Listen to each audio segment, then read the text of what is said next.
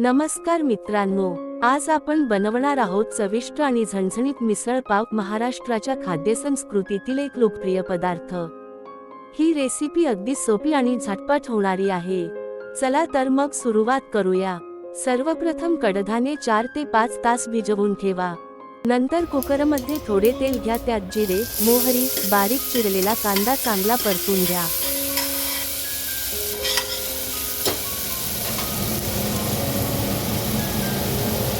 त्यात हळद, भिजवलेले कडधान्ये टाका आणि त्यात अर्धा चमचा मीठ टाकून 2 कप पाणी घालून 2 ते 3 शिट्या होईपर्यंत शिजवा।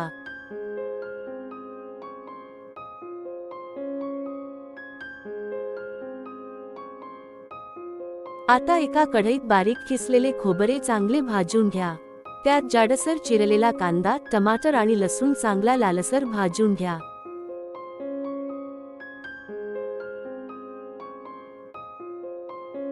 त्यात थोडे सफेद तीळ टाका। सर्व भाजलेला मसाला मिक्सरमध्ये कोथिंबीर टाकून बारीक करून घ्या।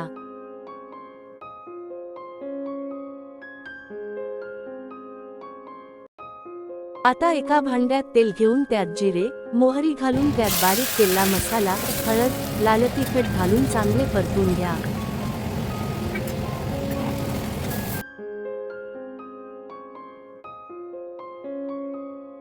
कुकरला शिजवलेले मिश्रण या भांड्यात टाकून त्यात चवीनुसार मीठ घालून 2 ते 4 मिनिटे झाकून ठेवा।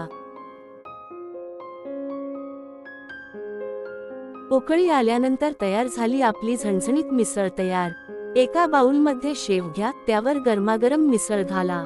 वरून बारीक चिरलेला कांदा, कोथिंबीर टाका। गरमागरम पावासोबत सर्व्ह करा।